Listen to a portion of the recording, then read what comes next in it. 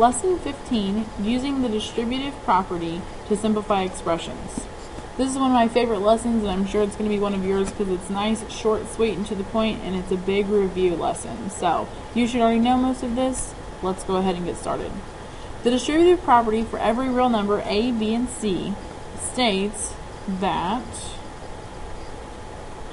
sorry, I forgot to get my pen out, states that a times the quantity of b plus c equals a times b plus a times c, and a times the quantity of b minus c equals a times b minus a times c. So they give you an actual example here where they're using 5 and 2 plus 1.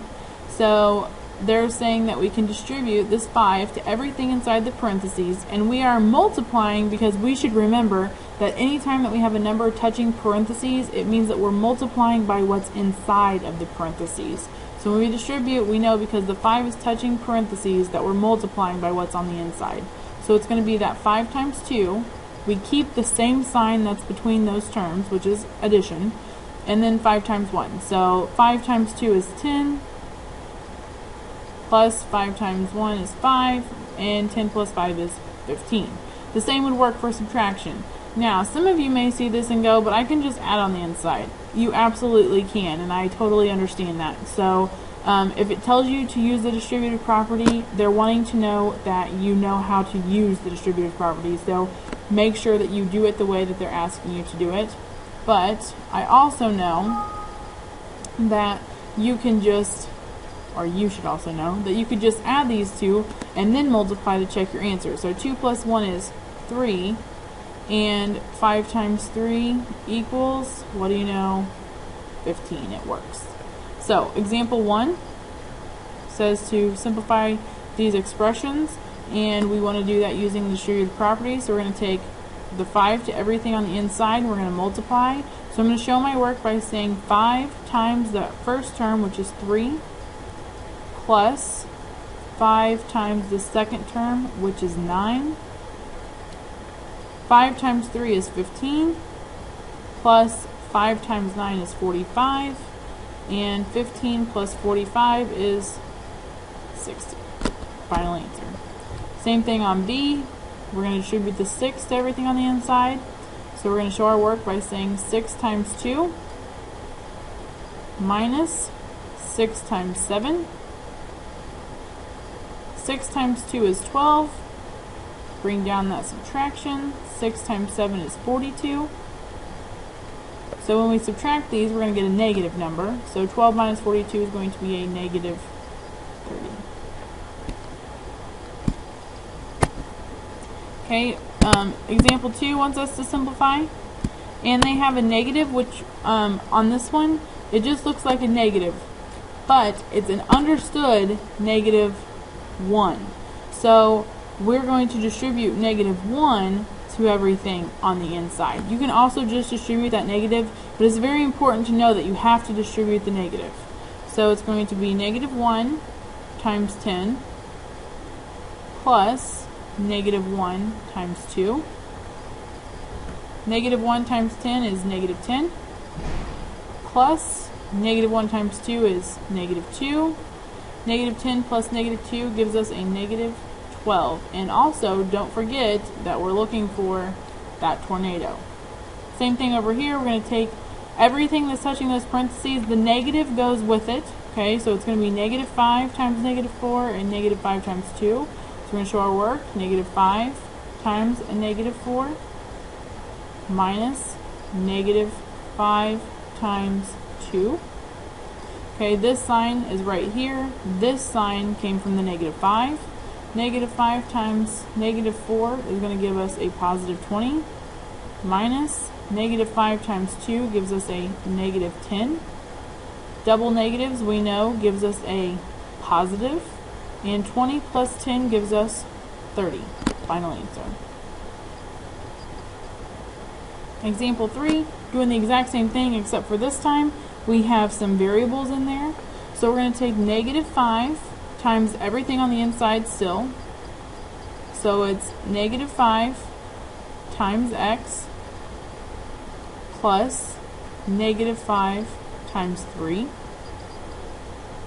Negative 5 times x is negative 5x, plus negative 5 times 3 is negative 15. Now, these are not like terms, okay, because this one does not have the x variable. So we're just going to simplify these double signs, because opposite signs, we should remember, gives us a negative. So our final answer will be negative 5x minus 15. Please go ahead and pause the video at this time and try and do B on your own paper. Okay, so what we're going to do is we're going to still distribute this 4. It doesn't matter that it's on the other side, because we're still saying this quantity times 4. So we're going to just distribute the 4 to everything on the inside. So I have 7 times 4 minus x times 4. 7 times 4 is 28. I just wrote 29 though. Sorry about that. 28 minus x times 4 is 4x. I can't simplify that any farther. My signs are fine. Final answer. This one looks ugly, but it's really not ugly. We are going to use our exponent rules that we already know. So we're going to distribute this mn to everything inside. There are 3 terms on this one, so we're distributing it to all 3. I have mn, because that's what I'm distributing, times mx plus, oops, close that one, plus mn times 2ny plus mn times z.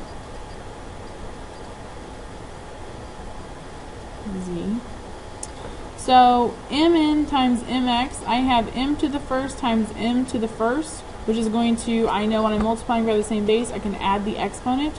So it's going to be m to the second. N and x don't change, so it's just going to be m to the second n x plus 2 is the only coefficient I have. I haven't understood 1, but 2 times 1 is just 2. M, there's not another m, so it's just m, stays the same.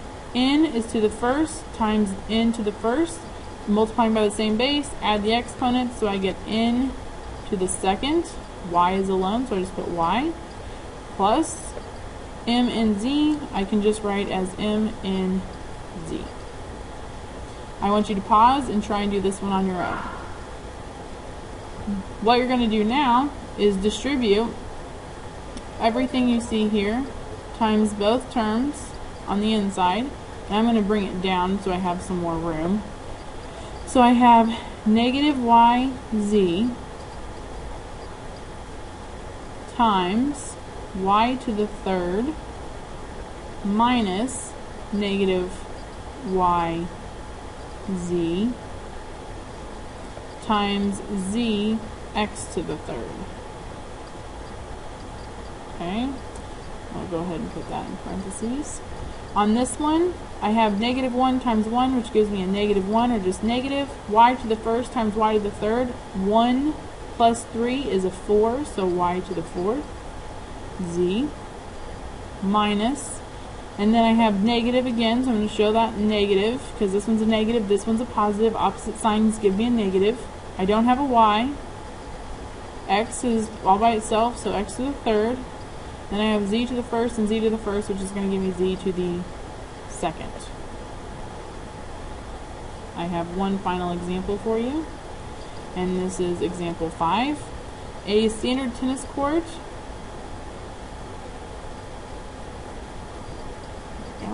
is 78 feet long and 27 feet wide for single matches. For double matches, each of the alleys add 4.5 feet to the width. What is the area of a tennis court when playing doubles? So what you're going to do is, we know that this is the length and this is the width, and we just want to know what the area is when they're playing doubles. So we have to add, they say, 4.5 feet to the width. So that means that we are going to be taking 78, because the area of a rectangle is length times width, and we know the length is 78 feet, so instead of length I'm going to put in 78, and for the width I'm going to put in the known width of 27, but I have to add 4.5 to that. So this is where they're wanting us to use the distributive property to distribute 78 to both. So 78 times 27, I'm going to go ahead and punch that in, gives us 2,106 plus 78 times 4.5 gives us 351. When I add those two things together, gets me 2,457 square feet. Final answer. Please make sure that you've taken good notes on this and that you're ready to work when I see you tomorrow. Have a good night.